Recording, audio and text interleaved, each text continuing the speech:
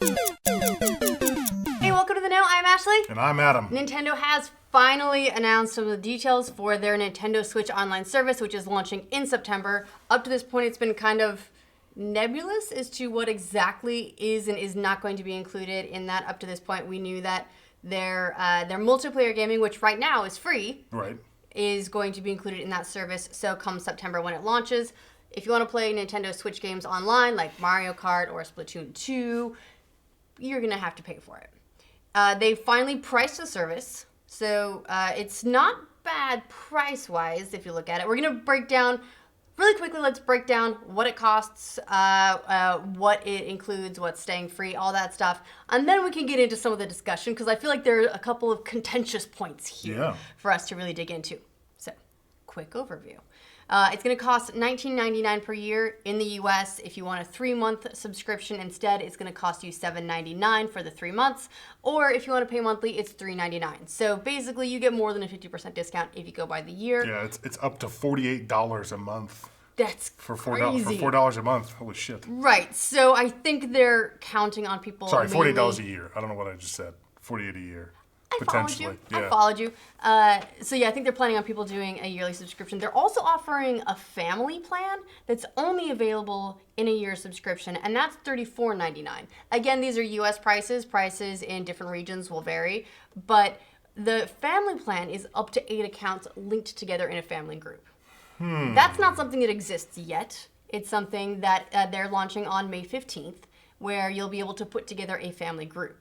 I am already foreseeing people. Yeah, I wonder how many people suddenly are becoming families. Pitch in $5 and 8 friends get together and get the subscription for a year. Right. I actually sent an email out to Nintendo asking them for details about that, because it does seem like something very open to abuse, but they haven't got back to me on the details just yet. They're planning on launching it the 15th, so I imagine we'll get more details then. It's not that far away, and then we'll know exactly how it works. Chances are it'll be something similar to other family groups you get, where you can establish parents and you can establish child accounts. And the parents can then put parental controls as to what the child accounts can and cannot play, how long they can play, etc. If you trust your friends, you can go ahead and do that in a group. If you don't trust your friends, Also, maybe they all share a credit card. Right. That's probably the way they're going to make people avoid doing that. Yeah, there'll probably be some checks and balances there, but if you're in a group of friends with a great deal of trust, might be a way to save a little bit of money. Yeah. What the service covers is the online play, so that's, again, Mario Kart, Splatoon 2, ARMS. It's also going to include, and this is one that I'm very happy about, cloud saves. Yep. This is something that I have just hammered on like every episode of Glitch Please. Every time we mention Nintendo Switch and some of the problems they've had with breaking consoles and such, is that it hasn't had cloud saves. I predicted that would probably come with this online service, and it is. Go me. Woot woot. But we don't know exactly how that works yet. Right. Or what it means as far as moving your saves from one console to another. Right now, for example, if I have my account activated on one Switch, I can't log in to my same Nintendo account on another Switch and just start downloading games. So if this means that it starts to untether that so that you can log into multiple Switches and play your games and download your saves on any Switch, that might be something quite interesting. But we don't have the full details on it yet. It's also going to include access, and this is the big one for a lot of people, to an NES library of games. The Virtual Console, as we knew it on previous iterations of Nintendo hardware, is not, as far as we can tell, going to exist this generation. This concept is replacing it. Think of it as Game Pass, Xbox Game Pass, except it's NES games. So far, it's NES games. Games. They've just said that they're dropping the branding of Virtual Console, but that doesn't necessarily mean that we won't get things like Nintendo Classics. Right. So they could still sell these games separately on the eShop, but Virtual Console as a term, they're dropping. Right. I think that it's a little concerning for me that they're just starting out with NES games, or NES games, however you want to say it, because as someone who wanted things like Wind Waker HD to be like something I could play on my Switch. Like those are the things I was looking forward to, and seeing them just start out with stuff that's already a lot of that's already on the NES Classic that you can the standalone thing that you can buy. So that makes me a little concerned that we're going to see a lot slower of a trickle of games, and hopefully we'll see SNES games too. But you know, yeah, right now they're going to start off with 20. They've announced 10 of those games, and they include soccer, balloon fight, tennis, Ice Climber, Donkey Kong, Dr. Mario, Mario Brothers, Legend of Zelda, Super Mario Brothers, and Super Mario Brothers 3. Yep. So there's another 10 that they have yet to reveal. We'll probably get a couple more of those, if not all of them, listed at E3, or a couple then, maybe 5, and then more teasing in the lead up to launch because they want to keep people's attention on this. So that's the big one. That's one of the points of contention as well. But we'll dig into that in a second. What is staying free? What is not included in this Nintendo Switch online service? Things you'd expect: eShop access, social features like if you want to share a screenshot on social media or something, parental controls, system software updates. So you keep the basics. But if you've been playing online and you've been doing that for any of the different Switch games, you're not going to be able to continue to do that. yeah, that's the toughest pill to swallow. Right, and they were very clear from the get-go that it was going to become a paid service, but one of the toughest things I feel like with the gaming audience is once you start to charge people for something, you don't want to take away something they've already had. You want to add things that they don't have. And so while they did always say this was going to become a paid thing, and that was always the intention, it doesn't make it easier for a lot of people. No. I wonder if the solution to that would have been like games that launch after the online service launches are paid. Or but the games prior to that stay free. Like I feel like Splatoon or Right. Mario Kart, they're free. I feel like they're fine. those games might suffer a pretty big hit to their player base. Like they're already probably not the biggest player bases anymore. Yeah, Nintendo isn't exactly known for its online. The thing is, its online is already still a mess. Yeah, it's it kinda has shoddy. been since they launched it, and it's going to continue to be. A lot of that's not changing. One of the great features of the Nintendo Switch online service is that you'll be able to use their Nintendo Online app for your smartphone, which no one wanted to do in any case, to do matchmaking or to do voice chat for your games. If you want to get game audio and chat audio through the same headset, it requires crazy splitters and dongles, and it's just not a clean solution. No, one of the things that this doesn't really promise or make good on is like improving the existing service. Just says you're going to be able to keep using the thing you're already using. Like the reason, like me and Grace played a lot of Splatoon 2, but we ended up stopping because Grace would get kicked from every match, and I never did. We're on the same wireless connection. Even if I wasn't playing and she would just have that problem and I wouldn't. So it was bizarre. It was also an issue with Mario Kart, even if whether you're doing it online, which Rooster Teeth, when Mario Kart 8 Deluxe came out, we were all playing it. We would all hop online at the same time and play matches together, and it was a lot of fun, except we would lose people every single time. Yeah. And so that was always a little bit frustrating. And so is even their local multiplayer would drop people quite a bit. That being if you're just connecting Switch to Switch as opposed to using Wi-Fi or something. And who knows? That could also all have to do with like the netcode of the game itself versus the service, but it still reflects on the service. It could. I think there's a lot of potential for Nintendo to use the funding to improve. If you look at what PlayStation did, PS3 generation, it was free, launched PS4, now there's PlayStation Plus. Online play requires a subscription. Other features, they do things as well, like give games away every month. You can if you have PlayStation Plus, you can do auto cloud saves from one of your consoles. So basically it'll back up from one home console, and you can manually download or upload from elsewhere, yes. And so, but PlayStation Plus has improved a lot. Their network has improved a lot. They've been able to do a lot with it since they started charging. Last generation was not as good as Xbox Live. And this generation, they have really made Xbox Live work for it. Xbox started giving away a whole bunch of games across the generations of consoles as well. It's pushing a lot of new features. It's good when you get that competition. Nintendo's been behind for a very long time, and Yeah. I don't see them catching up to the degree that PSN did. But if they make any improvements, those would be very welcome. Yeah. Do you think we'll ever start seeing, aside from the library of classic games like for the NES games, do you think we'll ever see them start to do things similar to Games with Gold or Games with PS Plus? I think they're taking more of the Xbox Game Pass approach, where, especially you can see it with these NES games, they put it in the library. They haven't confirmed if they'll stay forever yet, but it's possible later on they could rotate games through. But it seems that they're using the subscription service model. Right. Where as long as you're a member, you can play these games. They're introducing online multiplayer for all those games.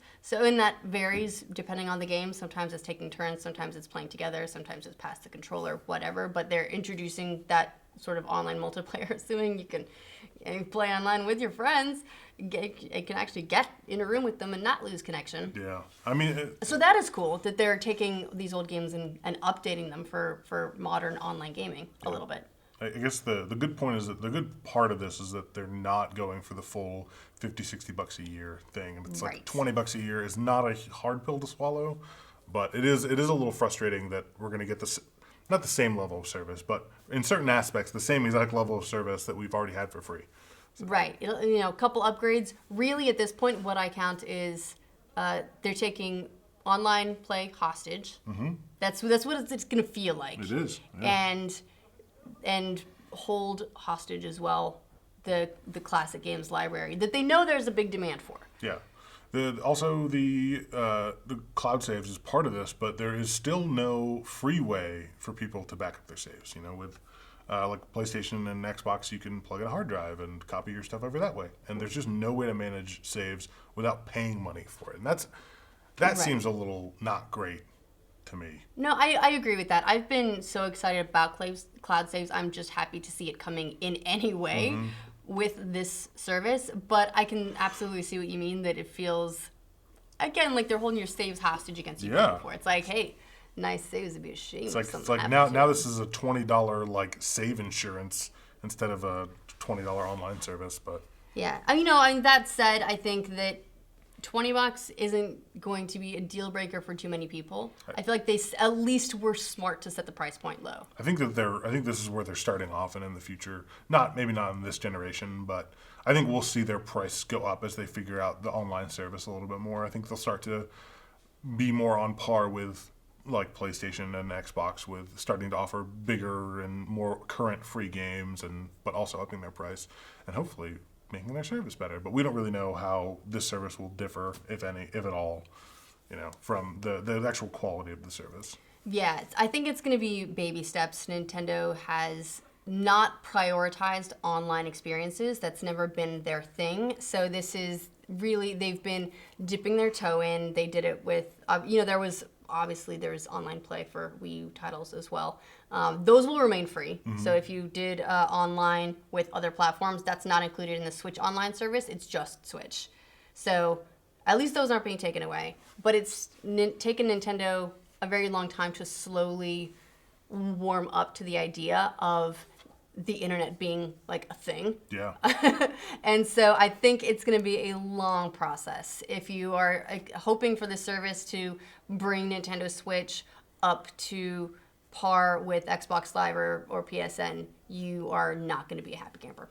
Do you think, does the $20, is that worth it to you between cloud saves and the library? Does that make it, the online play, does it make it worth it, or right is it now, just frustrating? I'm not playing any games online. If this was something that launched alongside Mario Kart or Splatoon potentially, I would probably just, bite the bullet and also get it because I have a reason to use it. Currently, there's nothing, but maybe Smash will align with the launch of this, so you have a real reason for people to purchase it. Because I don't know, are you still playing anything online with the Switch? I hop online with Splatoon 2. Do you? And knowing that Stardew Valley is going to be the first console to get multiplayer as well, I'm pretty excited about that. Right now, I'm getting my fix on PC. Yeah.